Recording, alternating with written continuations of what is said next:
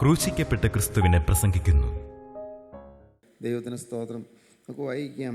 വെളിപ്പാട് പുസ്തകം 21 അധ്യായം 1 വാക്യം. ശ്രദ്ധേയമായൊരു വാക്യമാണ്. ഞാൻ പുതിയ ആകാശവും പുതിയ ഭൂമിയും കണ്ടു. ഒന്നാമത്തെ ആകാശവും ഒന്നാമത്തെ ഭൂമിയും ഒഴിഞ്ഞുപോയി, സമുദ്രവും ഇനിയില്ല. പുതിയ യെരൂശലേം എന്ന വിശുദ്ധ നഗരം ഭർത്താവിനായി അലങ്കരിച്ചിട്ടുള്ള മണവാട്ടിയെ പോലെ ഒരുങ്ങി സ്വർഗത്തിൽ നിന്ന് ദൈവസന്നിധിയിൽ നിന്ന് തന്നെ ഇറങ്ങുന്നത് ഞാൻ കണ്ടു. സിംഹാസനത്തിൽ നിന്ന് ഒരു മഹാശബ്ദം പറയുന്നതായി ഞാൻ കേട്ടത്, ഇതാ മനുഷ്യരോടുകൂടെ ദൈവത്തിൻ്റെ കൂടാരം, ഇതാ മനുഷ്യരോടുകൂടെ ദൈവത്തിൻ്റെ കൂടാരം, അവൻ അവരോടുകൂടെ വസിക്കും, അവൻ അവരോടുകൂടെ വസിക്കും, അവർ അവൻ്റെ ജനമായിരിക്കും, അവർ അവൻ്റെ ജനമായിരിക്കും. ദൈവം താൻ അവരുടെ ദൈവമായി അവരോടുകൂടെ ഇരിക്കും, ദൈവം താൻ അവരുടെ ദൈവമായി അവരോടുകൂടെ ഇരിക്കും. അവൻ അവരുടെ കണ്ണിൽ നിന്ന് കണ്ണുനീരെല്ലാം തുടച്ചു കളയും, അവൻ അവരുടെ കണ്ണിൽ നിന്ന് കണ്ണുനീരെല്ലാം തുടച്ചു കളയും. ഇനി മരണമുണ്ടാകുകയില്ല, ഇനി മരണം ഉണ്ടാകുകയില്ല. ദുഃഖവും മുറവിളിയും കഷ്ടതയും ഇനി ഉണ്ടാകുകയില്ല, ദുഃഖവും മുറവിളിയും കഷ്ടതയും ഇനി ഉണ്ടാകുകയില്ല. ഒന്നാമത്തേത് കഴിഞ്ഞുപോയി. ദൈവത്തിന് സ്തോത്രം. എല്ലാം ഒന്നാമത്തേത് കഴിഞ്ഞു പോയി. സിംഹാസനത്തിരിക്കുന്ന അരുളി ചെയ്യുന്നു, ഞാൻ സകലവും പുതുതാക്കുന്നു. എല്ലാം പുതുക്കുന്ന ക്രിസ്തു, സകലവും പുതുക്കുന്ന ക്രിസ്തു. ദൈവത്തിന് സ്തോത്രം. നിങ്ങൾക്ക് അപ്പോൾ എല്ലാവർക്കും തന്നെ അറിയാമായിരിക്കും, നമ്മുടെ കൂട്ടായ്മയിൽ ആരുടെയും ബുദ്ധിയല്ല പ്രവർത്തിക്കുന്നത്, ആരുടെയും കഴിവല്ല പ്രവർത്തിക്കുന്നത്. നിങ്ങൾക്ക് വ്യക്തമായിട്ടറിയാം, കർത്താവായ യേശു ക്രിസ്തു തന്നെ വന്നു നിന്ന് നമ്മെ വഴി നടത്തിക്കൊണ്ടിരിക്കുകയാണ്. ദൈവത്തിന് സ്തോത്രം. ഇന്ന് നിങ്ങൾക്ക് പലർക്കും ഇത് അനുഭവമായിക്കൊണ്ടിരിക്കുകയാണെന്ന് എനിക്കറിയാം. അനേകർ ഇത് അനുഭവിക്കുന്നുണ്ട്. സകലത്തെയും ജീവിക്കുന്ന കർത്താവും പിതാവിൽ നിന്ന് പുറപ്പെട്ട പിതാവിനോടും പുത്രനോടും കൂടെ വന്ദിക്കപ്പെട്ട് സ്തുതിക്കപ്പെടുന്നവനും ദിവ്യന്മാരും സ്ലീഹന്മാരും മുഖാന്തരം സംസാരിച്ചവനുമായി ജീവനുള്ള ഏകവിസ്തരൂഹ, മനുഷ്യൻ്റെ നാവിൽ കൂടി സംസാരിക്കുന്ന ജീവനുള്ള ഏകവിസ്തരൂഹ. നിങ്ങൾ പ്രാർത്ഥിച്ചുകൊണ്ടിരിക്കുന്നത് അതിനുവേണ്ടിയാണ്. കർത്താവേ, നിൻ്റെ പരിശുദ്ധാത്മാവ് ഇന്ന് സംസാരിക്കണമേ. പരിശുദ്ധാത്മാവിൻ്റെ സ്വരം കേൾക്കാൻ എനിക്ക് ഭാഗ്യം തരണമേ. സ്വർഗീയ സ്വരം എൻ്റെ കാതിൽ നിന്ന് മുഴങ്ങണമേ, എൻ്റെ ഹൃദയത്തിലും മുഴങ്ങണമേ. ദൈവത്തിന് സ്തോത്രം. ഞാൻ പുതിയ ആകാശം പുതിയ ഭൂമിയും കണ്ട് എല്ലാം പുതുതാക്കുന്ന ദൈവം, സകലവും പുതുതാക്കുന്ന ദൈവം. ദൈവത്തിന് സ്തോത്രം. എല്ലാം പുതുതാക്കുന്നു. ദൈവത്തിൻ്റെ വലിയ നാമം മഹത്വപ്പെടട്ടെ. വായിക്കാം. 2 കൊരിന്ത്യർ ലേഖനം 5 അധ്യായം 17 വാക്യം വായിക്കാം. എല്ലാം ദൈവം പുതുതാക്കുന്നു. ദൈവത്തിന് സ്തോത്രം. ഒരുത്തൻ ക്രിസ്തുവിലായാൽ അവൻ പുതിയ സൃഷ്ടിയാകുന്നു, പഴയത് കഴിഞ്ഞുപോയി, ഇതാ അത് പുതിയതായി തീർന്നിരിക്കുന്നു. ഒരുത്തൻ ക്രിസ്തുവിലായാൽ അവൻ പുതിയ സൃഷ്ടിയാകുന്നു. ഒന്നാമത്തെ പുതിയ സൃഷ്ടിയായി മാറുന്നു. ശരീരം പഴയത് തന്നെയാണ്. കണ്ണുകളും കാതുകളും നാവും മൂക്കും എല്ലാം പഴയത് തന്നെ. പക്ഷേ ഒരു പുതിയ സൃഷ്ടിയായി മാറുകയാണ്. പുറമേ നോക്കിയാൽ പണ്ടത്തെ ആൾ തന്നെ.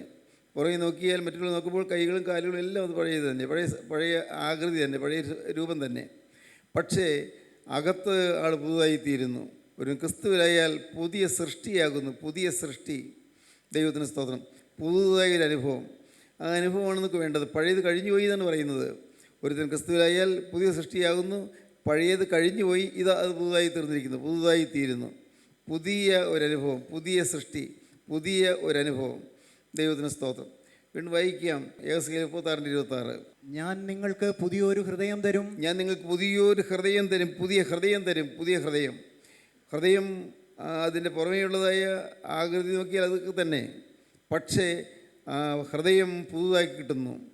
നമ്മുടെ ഏതേത് പ്രശ്നങ്ങളുണ്ടെങ്കിലും ക്രിസ്തു ഹൃദയത്തിലുണ്ടെങ്കിൽ എല്ലാറ്റിനും ഒരു പരിഹാരമുണ്ട്. ക്രിസ്തു നമ്മുടെ ഹൃദയത്തിലേക്ക് വന്നാൽ നമ്മുടെ ജീവിതത്തിന് ഒരു കെട്ടുറപ്പ് കിട്ടും, നമുക്കൊരു ധൈര്യം കിട്ടും, നമുക്കൊരു പ്രസാദാത്മകമായൊരു ജീവിതം കിട്ടും, സന്തോഷഭരിതമായ ജീവിതം കിട്ടും. 1 പുതിയ സൃഷ്ടി, 2 പുതിയ ഹൃദയം. ഇതെല്ലാം പറഞ്ഞു പോയ കാര്യങ്ങളാണ്, എങ്കിൽ ഞാൻ ഒന്ന് ഓർപ്പിക്കുന്നത് മാത്രമേ ഉള്ളൂ. ദൈവത്തിന് സ്തോത്രം. മൂന്നാമത്തേത്, ദൈവത്തിന് പുതിയൊരു ആത്മാവിന് ലഭിക്കും. അത് ഇതേ യെഹെസ്കേൽ പ്രവചനത്തിൽ തന്നെ 36 അധ്യായം 26 വാക്യം വായിക്കാം. ഞാൻ നിങ്ങൾക്ക് പുതിയൊരു ഹൃദയം തരും, പുതിയൊരാത്മാവിനെ ഞാൻ നിങ്ങളുടെ ഉള്ളിലാക്കും. പുതിയൊരാത്മാവ് നിങ്ങളിലാക്കും. പുതിയൊരാത്മാവ് ഉള്ളിൽ ഇതുവരെയും പ്രവർത്തിച്ചുകൊണ്ടിരുന്ന ദുരാത്മാവാണ്. ദുരാത്മാക്കൾ വ്യാപിച്ചിരുന്ന ഹൃദയത്തിൽ ദൈവത്തിൻ്റെ പരിശുദ്ധാത്മാവ് പ്രവർത്തിക്കാൻ തുടങ്ങും. ദുരാത്മാക്കളാണ് നമ്മെ നയിച്ചുകൊണ്ടിരുന്നത്. ദുരാത്മാക്കൾ. നാം പാവത്തിൽ പോകുമ്പോൾ അറിയുന്നുണ്ടായിരുന്നില്ല, പാവത്തിൽ പോകുന്നു, അത് ദോഷമാണെന്ന് അറിവുണ്ടായിരുന്നില്ല. മദ്യപാനം കൊണ്ട് അനേക കുടുംബങ്ങൾ നശിക്കുന്നു. പക്ഷേ നമുക്ക് സുബോധം ഉണ്ടാകില്ല. മദ്യപാനത്തിൽ കഴിയുന്ന മനുഷ്യന് സുബോധമില്ലാത്തത് കൊണ്ട്, അവൻ്റെ സ്വന്തം ശരിയായ ബോധം വരാത്തതുകൊണ്ട് അവൻ എന്തെല്ലാമോ വൃത്തികേടുകൾ ചെയ്യുന്നു, എന്തെല്ലാം വൃത്തികേടുകൾ പറയുന്നു. മദ്യപിക്കുന്ന മനുഷ്യൻ ബോധം കെട്ടവനെ പോലെ, ബോധമില്ലാത്തതിനെ പോലെ സ്വന്തം കുഞ്ഞുങ്ങളോട് പോലും ക്രൂരമായി പെരുമാറുന്നു. സ്വന്തം ഭാര്യയെ കഠിനമായി ഉപദ്രവിക്കുന്നു. കാരണം സുബോധം പോയി. അവിടെ ഒരു പുതിയ ആത്മാവ്, ദുരാത്മാക്കളാണ് ചെയ്യിക്കുന്നത്. മദ്യപിക്കുന്നയാൾ, അല്ലെങ്കിൽ കഞ്ചാവ് വലിക്കുന്നയാൾ, അല്ലെങ്കിൽ മയക്കുമരുന്ന് ഉപയോഗിക്കുന്നയാൾ, അവരുടെ ഹൃദയത്തിൽ പ്രവർത്തിക്കുന്നത് അവരുടെ ഉള്ളിൽ ദുരാത്മാക്കളാണ്. ദുരാത്മാവ് പുതിയൊരാത്മാവിന് നിങ്ങൾക്ക് തരും. പുതിയൊരാത്മാവ് ഇതുവരെ വ്യാപരിച്ചുകൊണ്ടിരുന്ന ആ ദുരാത്മാക്കൾ മാറിപ്പോകും. ദൈവത്തിന് സ്തോത്രം. പ്രകാശം വരുമ്പോൾ ഇരുട്ട് മാറുന്നതുപോലെ നമ്മുടെ ഹൃദയത്തിലേക്ക് കർത്താവായ യേശുക്രിസ്തുവിൻ്റെ പ്രകാശം വരുമ്പോൾ ഈ ദുരാത്മാക്കളെല്ലാം വിട്ടുപോകും. കറുത്തിരുണ്ട സത്വങ്ങൾ എല്ലാം ഇറങ്ങിപ്പോകും. ദൈവത്തിന് സ്തോത്രം. ദൈവത്തിൻ്റെ വലിയ നാമം മഹത്വപ്പെടട്ടെ. ഞാൻ ഒരു അവസരത്തിൽ ആരോ പ്രാർത്ഥിച്ചപ്പോൾ കർത്താവ് എനിക്ക് ദർശനം കാണിച്ചു തന്നു. ദർശനം ഇതാണ്: ആ ശരീരത്തിൽ നിന്ന് കടുന്നലുകൾ പോലെ കുറേയേറെ ദുഷ്ടപ്രാണികൾ പറന്നു പോകുന്നു. പ്രാർത്ഥിച്ച് ദൈവത്തിനായി ജീവിതം സമർപ്പിച്ച ആ ദൈവവൈതലിൻ്റെ ഉള്ളിൽ നിന്നാണ് കടന്നലുകൾ പുറത്തു പോകുന്നത്. കടന്നൽ കുത്തി നോക്കിയൊന്നും തരല്ല, വിഷമുള്ളതാണല്ലോ. കടന്നൽ ഒന്നല്ല, 10,000-കണക്കിന് കടന്നലുകൾ ഇങ്ങനെ ഓടുന്നു. കർത്താവ് കാണിച്ചു തന്നു, ഈ ദുരാത്മാക്കളായിരുന്നു. ദുരാത്മാക്കൾ, അനേകം ദുരാത്മാക്കൾ മനുഷ്യർ കുടികൊള്ളുകയാണ്. ദുരാത്മാക്കൾ വസിക്കുന്ന ഹൃദയത്തിൽ. അതുകൊണ്ടാണ് നമുക്ക് ഈർഷ്യ ഉണ്ടാകുന്നത്, നമുക്ക് നീരസം ഉണ്ടാകുന്നത്, നമുക്ക് കയ്പുണ്ടാകുന്നത്, ദ്രവ്യാഗ്രഹം ഉണ്ടാകുന്നത്, ചിലരോടുള്ള വൈരാഗ്യം ഉണ്ടാകുന്നത്. അതുപോലെ ദുശ്ശീലങ്ങൾക്ക് അടിമപ്പെടുന്നതെല്ലാം ദുരാത്മാക്കളാണ് ശീലിച്ചുകൊണ്ട് പോകുന്നത്. ക്രോധം, കോപം മുതലായ കാര്യങ്ങൾ, അതിൽ പലർക്കും ജയമില്ല. ഒരു കാര്യമില്ലാതെ ചിലപ്പോൾ പെട്ടെന്ന് ചുണ്ടി പിടിക്കും, പെട്ടെന്ന് ദേഷ്യം വരും. എല്ലാം ദുരാത്മാക്കളുടെ പരിപാടിയാണ്. പക്ഷേ ഈ ദുരാത്മാക്കളെല്ലാം മാറ്റിയിട്ട് ദൈവത്തിൻ്റെ ആത്മാവ് പ്രവർത്തിക്കും. പുതിയൊരാത്മാവിന് നിങ്ങൾക്ക് തരും.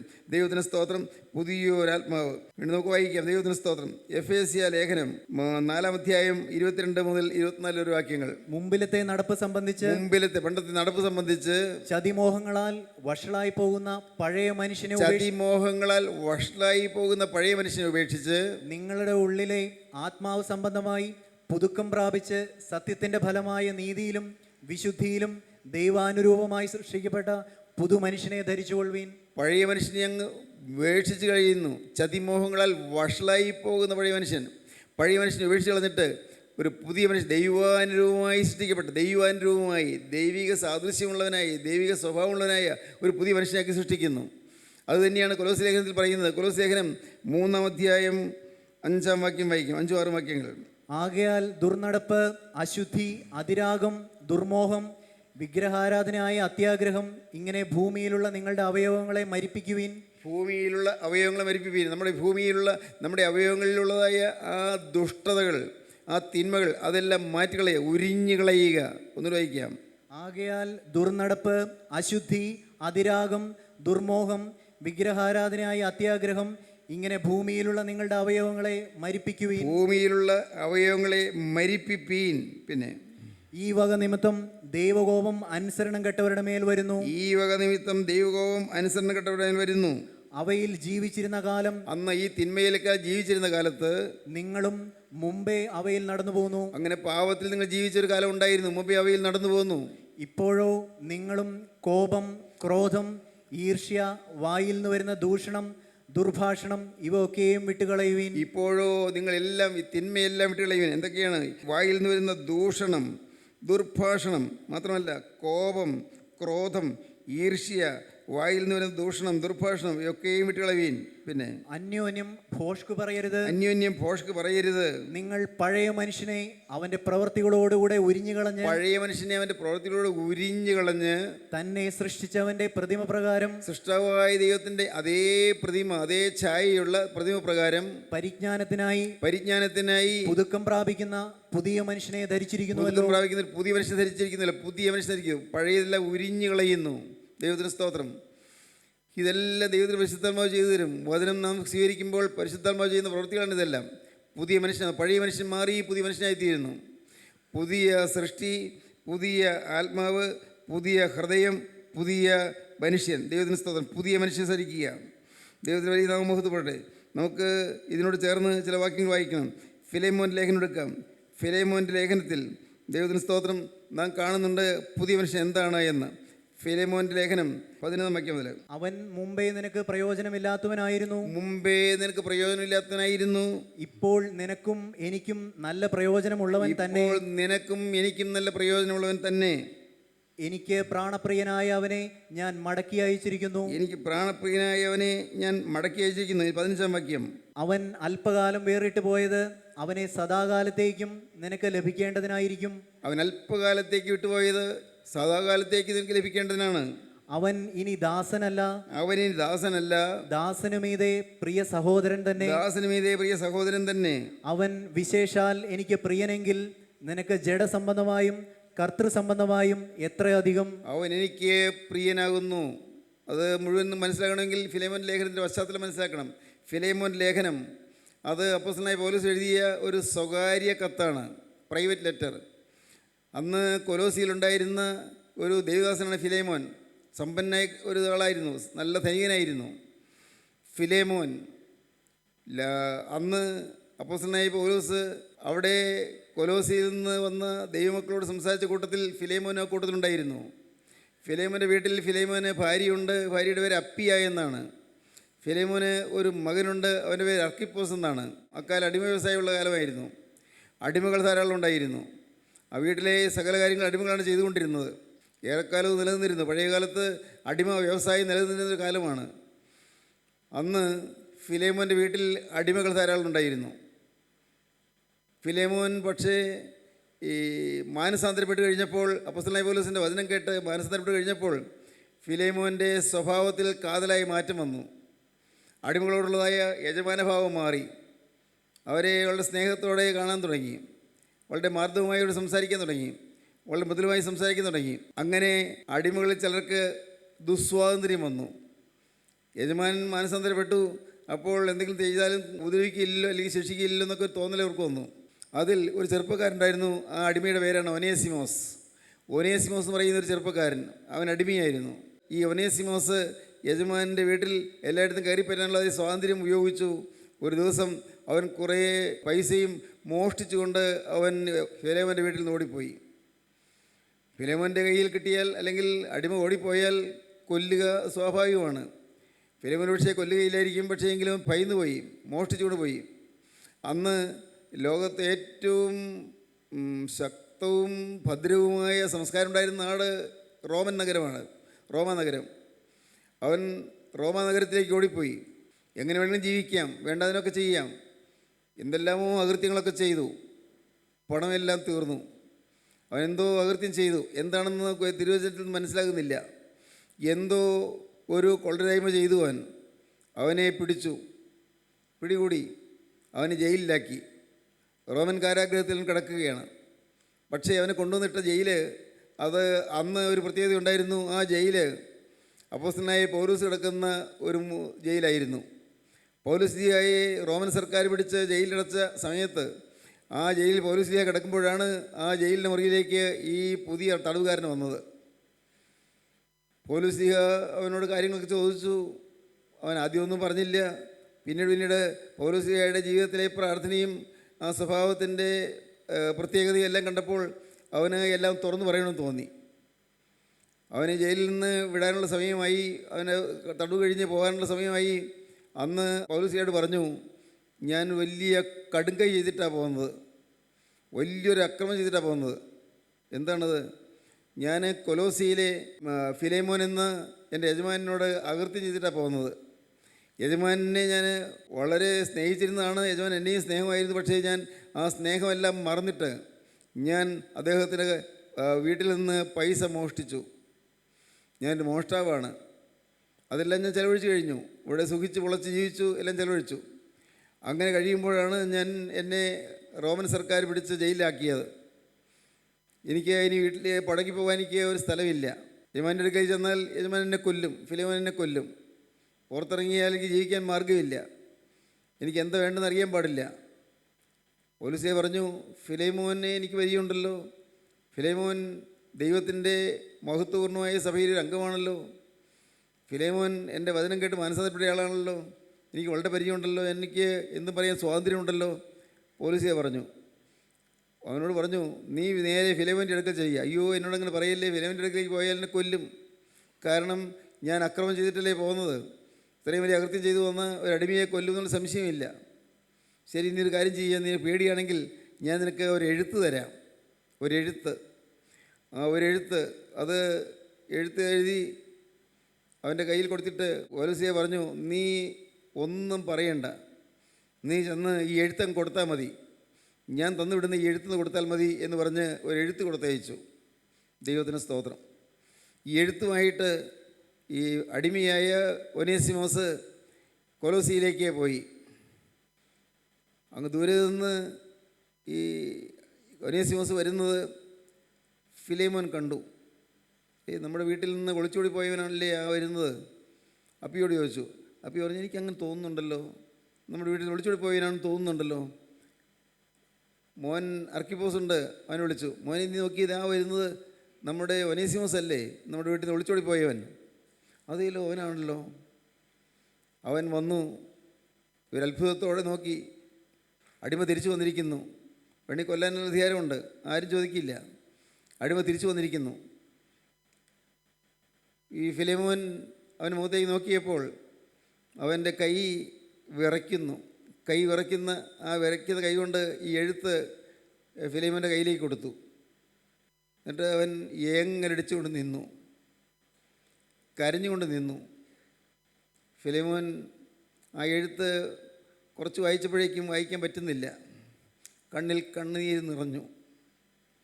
ഫിലേമോൻ എഴുത്ത് മകനായ അർക്കിപ്പോസിൻ്റെ കയ്യിലേക്ക് കൊടുത്തു. അർക്കിപ്പോസ് എഴുത്ത് ഉറക്കെ വായിച്ചു. ദൈവത്തിന് സ്തോത്രം. ആ എഴുത്ത് ഓരോ വാക്കും വായിച്ച് വരുമ്പോഴേക്കും ഫിലേമോൻ ഏങ്ങലടിക്കുന്നു, അപ്പിയ ഭാര്യ ഏങ്ങലടിക്കുന്നു, അർക്കിപ്പോസും വായിക്കുമ്പോൾ കരഞ്ഞുകൊണ്ട് വായിക്കുന്നു. അപ്പോസ്തലനായ പൗലോസിൻ്റെ എഴുത്താണ്. എന്താണ് എഴുത്ത്? നമുക്ക് വായിച്ച് കേൾക്കാം. ഫിലേമോൻ്റെ ലേഖനം 1 വാക്യം മുതൽ വായിക്കാം. ഒരധ്യായമേ ഉള്ളത്. ക്രിസ്തു യേശുവിൻ്റെ ബദ്ധനായ പൗലോസും സഹോദരനായ തീമത്യോസും ഞങ്ങളുടെ പ്രിയനും കൂട്ടുവേലക്കാരനുമായ ഫിലേമോൻ എന്ന നിനക്കും സഹോദരിയായ അപ്പിയയ്ക്കും ഞങ്ങളുടെ സഹപടനായ അർക്കിപ്പോസിനും നിന്റെ വീട്ടിലെ സഭയ്ക്കും എഴുതുന്നത്, നമ്മുടെ പിതാവായ ദൈവത്തിങ്കിൽ നിന്നും കർത്താവായ യേശു ക്രിസ്തുവിങ്കിൽ നിന്നും നിങ്ങൾക്ക് കൃപയും സമാധാനവും ഉണ്ടാകട്ടെ. ആദ്യത്തെ ആശംസാവാക്യം, ആദ്യം മുഖവരി അങ്ങനെയാണ്. ആരാണ് എഴുതുന്നതെന്നും ആർക്കാണ് എഴുതുന്നതും വ്യക്തമായിക്കൊണ്ട് ആ സ്നേഹത്തിൻ്റെ നിറവുള്ള ഒരു എഴുത്ത് എഴുതുകയാണ്. വായിക്കാം. കർത്താവായ യേശുവിനോടും സകല വിശുദ്ധന്മാരോടും നിനക്കുള്ള സ്നേഹത്തെയും വിശ്വാസത്തെയും കുറിച്ച് ഞാൻ കേട്ടിട്ട് നമ്മിലുള്ള എല്ലാ നന്മയുടെയും പരിജ്ഞാനത്താൽ നിന്റെ വിശ്വാസത്തിൻ്റെ കൂട്ടായ്മ ക്രിസ്തുവിനായി സഫലമാകേണ്ടതിന് എൻ്റെ പ്രാർത്ഥനയിൽ നിന്നെ ഓർത്ത് എപ്പോഴും എൻ്റെ ദൈവത്തിന് സ്തോത്രം ചെയ്യുന്നു. ഫിലേമോൻ്റെ ആ വിശ്വാസദാർഢ്യത്തെയും ദൈവസ്നേഹത്തെയും മനസ്സിലാക്കിക്കൊണ്ട് ഫിലേമോനെ അഭിനന്ദിക്കുകയാണ്. സഹോദര, വിശുദ്ധന്മാരുടെ ഹൃദയം നീ തണുപ്പിച്ചത് നിമിത്തം നീ വിശുദ്ധന്മാരുടെ ഹൃദയം തണുപ്പിക്കുന്നവനാണല്ലോ, വിശുദ്ധന്മാരുടെ ഹൃദയത്തെ ആശ്വസിപ്പിക്കുന്നവനാണല്ലോ. വിശുദ്ധന്മാരുടെ ഹൃദയം തണുപ്പിച്ചത് നിമിത്തം നിന്റെ സ്നേഹത്തിൽ എനിക്ക് വളരെ സന്തോഷവും ആശ്വാസവും ഉണ്ടായി. നിന്റെ സ്നേഹത്തിൽ എനിക്ക് നല്ല സന്തോഷവും ആശ്വാസവും ഉണ്ട്. എനിക്ക് നിനക്ക് എന്നെക്കുറിച്ച് നല്ല വിശ്വാസമുണ്ട്. എനിക്ക് നിന്നെക്കുറിച്ച് അതുപോലെ തന്നെ സ്നേഹവും ആശ്വാസവും ഉണ്ട്. ആകയാൽ യുക്തമായത് നിന്നോട് കൽപ്പിക്കുവാൻ ക്രിസ്തുവിൽ എനിക്ക് വളരെ ധൈര്യമുണ്ടെങ്കിലും പൗലോസ് എന്ന വയസ്സനും ഇപ്പോൾ ക്രിസ്തു യേശുവിൻ്റെ ബദ്ധനുമായിരിക്കുന്ന ഈ ഞാൻ സ്നേഹം നിമിത്തം അപേക്ഷിക്കുക അത്രേ ചെയ്യുന്നത്. സ്തോത്രം. നിന്നോട് കൽപ്പിക്കാൻ എനിക്ക് അവകാശവും അധികാരമൊക്കെ ഉണ്ട്, കാരണം നീ കൂട്ടായ്മയിലുള്ളവനാണല്ലോ. പക്ഷേ ഞാൻ കർത്താവിൻ്റെ നാമത്തിൽ ഞാൻ വളരെ എളിമയോടെ കർത്താവിൻ്റെ ദാസനായിട്ട് നിൻ്റെയും ദാസനെ പോലെ ഞാൻ നിന്നോട് യാചിക്കുകയാണ് ചെയ്യുന്നത്, കൽപ്പിക്കുന്നില്ല, യാചിക്കുകയാണ് ചെയ്യുന്നത്. തടവിലിരിക്കുമ്പോൾ ഞാൻ ജനിപ്പിച്ച എൻ്റെ മകനായ ഒനേസിമോസിനു വേണ്ടി ആകുന്നു നിന്നോട് അപേക്ഷിക്കുന്നത്. ഞാൻ തടവിലായിരുന്നപ്പോഴാണ് ഒനേസിമോസ് തടവിൽ വന്നത്. അന്ന് എൻ്റെ വാക്കുകൾ കേട്ട് അവൻ്റെ ജീവിതം കണ്ടും അവൻ മാനസാന്തരം ഉണ്ടായി.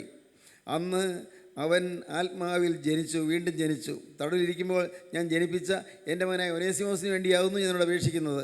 അവൻ മുമ്പേ നിനക്ക് പ്രയോജനമില്ലാത്തവനായിരുന്നു. ഇപ്പോൾ നിനക്കും എനിക്കും നല്ല പ്രയോജനമുള്ളവൻ തന്നെ. ഇപ്പോൾ ആൾ മാറി. ഇപ്പോൾ നിനക്കും എനിക്കും നല്ല പ്രയോജനമുള്ളവനായി തീർന്നു, നല്ല പ്രയോജനമുള്ളവൻ തന്നെ. എനിക്ക് പ്രാണപ്രിയനായ അവനെ ഞാൻ മടക്കി അയച്ചിരിക്കുന്നു. എനിക്ക് അവൻ പ്രാണപ്രിയനാണ്, പ്രയോജനമുള്ളവനാണ്, പ്രാണപ്രിയനാണ്. അവനെ ഞാനിതാ മടക്കി അയച്ചിരിക്കുന്നു, നിന്റെ അടുക്കിലേക്ക് തിരിച്ച് അയച്ചിരിക്കുകയാണ്, മടക്കി അയച്ചിരിക്കുന്നു. സുവിശേഷം നിമിത്തമുള്ള തടവിൽ എന്നെ ശുശ്രൂഷിക്കേണ്ടതിന് അവനെ നിനക്ക് പകരം എൻ്റെ അടുക്കൽ തന്നെ നിർത്തിക്കൊള്ളുവാൻ എനിക്ക് ആഗ്രഹമുണ്ടായിരുന്നു. അവൻ എൻ്റെ അടുക്കൽ തന്നെ നിർത്തി, എൻ്റെ മുറിയിൽ തന്നെ നിർത്തി എന്നെ ശുശ്രൂഷിക്കാൻ, അവനെ ആക്കാൻ എനിക്ക് ആഗ്രഹമുണ്ടായിരുന്നു. പക്ഷേ എനിക്ക് അവനെ പറഞ്ഞു വിടണമെന്ന് എനിക്ക് തോന്നി. സുവിശേഷം നിമിത്തമുള്ള ഈ തടവിൽ ഞാൻ ഇരിക്കുമ്പോൾ അവൻ എന്നെ ശുശ്രൂഷിച്ചാൽ എനിക്കൊരു ആശ്വാസമാകുമായിരുന്നു. പക്ഷേ അവനെ നിൻ്റെ അടുക്കലേക്ക് ഞാൻ തിരിച്ചയക്കുകയാണ്. എങ്കിലും നിന്റെ ഗുണം നിർബന്ധത്താൽ എന്ന പോലെ അല്ല, മനസ്സോടെ ആകേണ്ടതിന് നിന്റെ സമ്മതം കൂടാതെ ഒന്നും ചെയ്യുവാൻ എനിക്ക് മനസ്സില്ലായിരുന്നു. അങ്ങനെ നിന്റെ അടിമയെ ഞാൻ എൻ്റെ അടുക്കൽ നിർത്തുന്നത് നിന്റെ സമ്മതം കൂടാതെ എനിക്ക് പറ്റുകയില്ലല്ലോ. അതുകൊണ്ട് ഞാൻ നിന്റെ അടുക്കലേക്ക് മടക്കി അയച്ചിരിക്കുകയാണ്. അവൻ അല്പകാലം വേറിട്ട് പോയത് അവനെ സദാകാലത്തേക്കും നിനക്ക് ലഭിക്കേണ്ടതിനായിരിക്കും. അല്പകാലത്തേക്ക് അവൻ വേർവിട്ട് പോയത് സദാകാലത്തേക്ക് നിനക്ക് ലഭിക്കേണ്ടതിനാണ്. അവൻ ഇനി ദാസനല്ല, ദാസനുമീതെ പ്രിയ സഹോദരൻ തന്നെ. അവൻ ഇനി അടിമയല്ല, അവൻ ദാസന്റെ മീതെ പ്രിയ സഹോദരനാണ്. അവൻ വിശേഷാൽ എനിക്ക് പ്രിയനെങ്കിൽ നിനക്ക് ജഡസംബന്ധമായും കർത്തൃസംബന്ധമായും എത്രയധികം. വിശേഷാൽ എനിക്ക് പ്രിയനെങ്കിൽ നിനക്ക് എത്രമാത്രം ജഡസംബന്ധമായും കർത്തൃസംബന്ധമായും എത്രയധികം കടപ്പെട്ടിരിക്കുന്നു. ആകയാൽ നീ എന്നെ കൂട്ടാളിയെന്നു കരുതുന്നുവെങ്കിൽ, ആകയാൽ നീ എന്നെ കൂട്ടാളിയെന്ന് കരുതുന്നു, നിന്റെ സ്നേഹിതനെ പോലെ നീ എന്നെ കരുതുന്നുണ്ടെങ്കിൽ അവനെ എന്നെ പോലെ ചേർത്തുകൊള്ളുക. അവനെ എന്നെ പോലെ ചേർത്തുകൊള്ളുക. എന്നെ നീ കാണുന്നത് പോലെ തന്നെ അവനെയും കണ്ട് അവനെ ചേർത്തുകൊള്ളുക. അവൻ നിന്നോട് വല്ലതും അന്യായം ചെയ്തിട്ടോ കടപ്പെട്ടിട്ടോ ഉണ്ടെങ്കിൽ അത് എൻ്റെ പേരിൽ കണക്കിട്ടുകൊള്ളുക. പൗലോസ് എന്ന ഞാൻ സ്വന്തം കൈയാൽ എഴുതിയിരിക്കുന്നു, ഞാൻ തന്നു തീർക്കാം.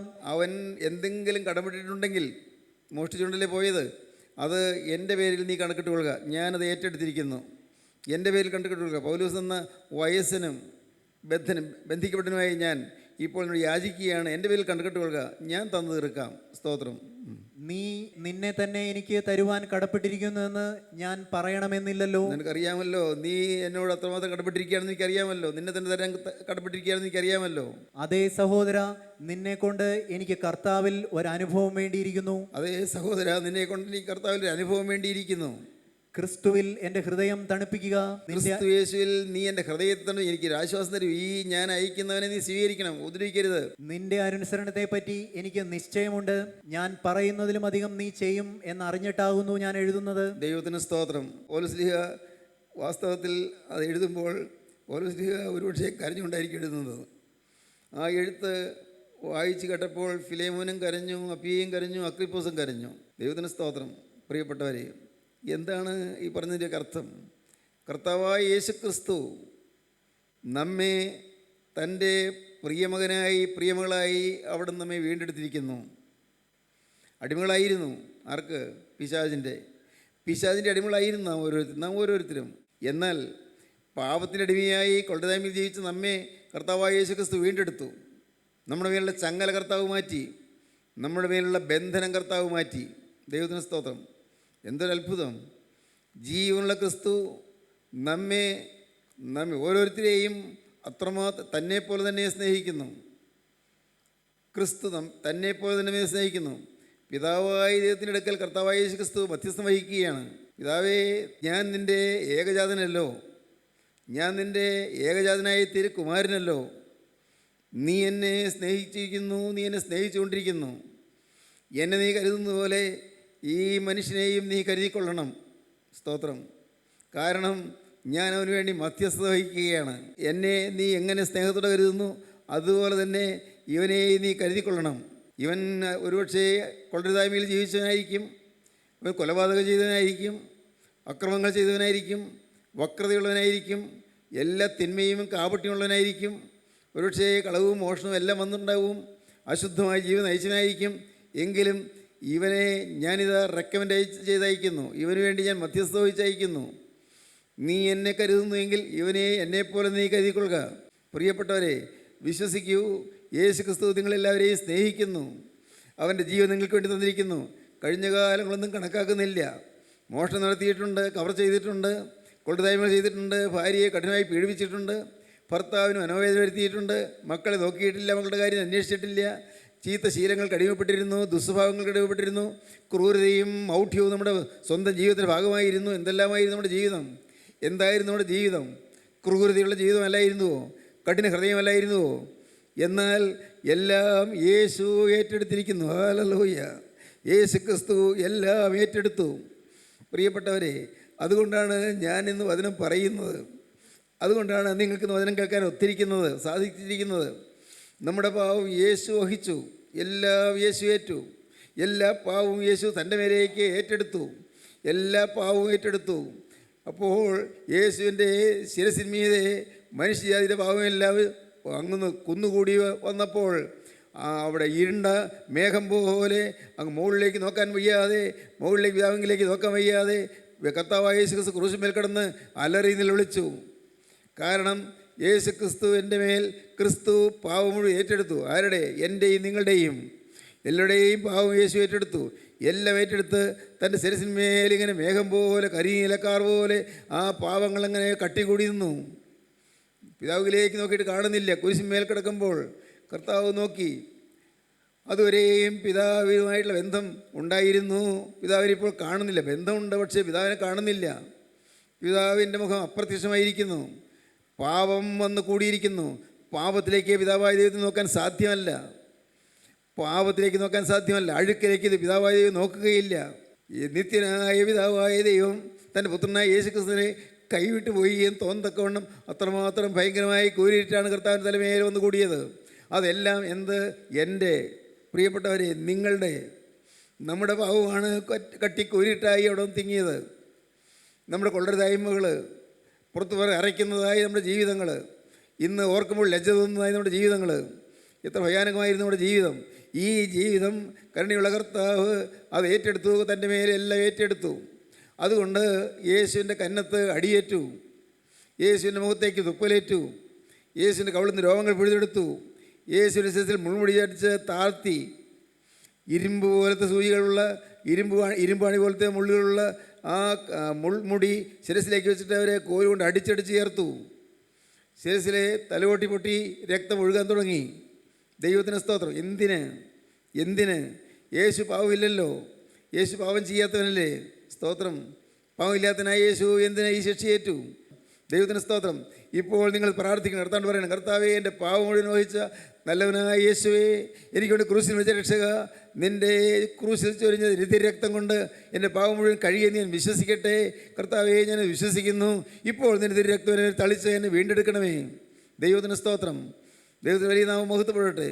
സമർപ്പിക്കുക, നമുക്ക് നമ്മൾ തന്നെ സമർപ്പിക്കുക, നമ്മുടെ തലകളെ ഉണക്കാം. ഹല്ലേലൂയ. പുതിയ സൃഷ്ടി, പുതിയ മനുഷ്യൻ, പുതിയ സൃഷ്ടി, പുതിയ ആത്മാവ്, പുതിയ ഹൃദയം. ദൈവത്തിന് സ്തോത്രം. കണ്ടാൽ ഞാൻ സകലവും പുതുതാക്കും. പുതിയ അനുഭവത്തിൽ എഴുന്നേറ്റ് പോകണം.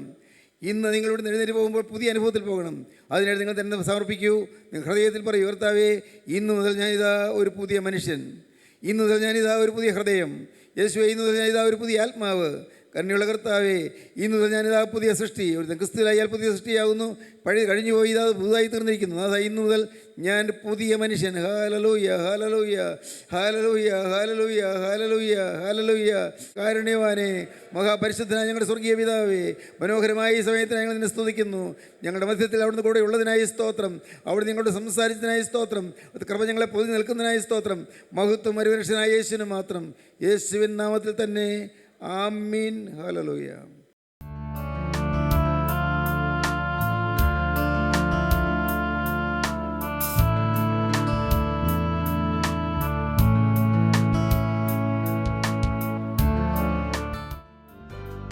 അമൃതധാര എല്ലാ ശനിയാഴ്ചയും രാവിലെ 6:30 മുതൽ 7 മണി വരെ നിങ്ങളുടെ സൂര്യ TV-യിൽ.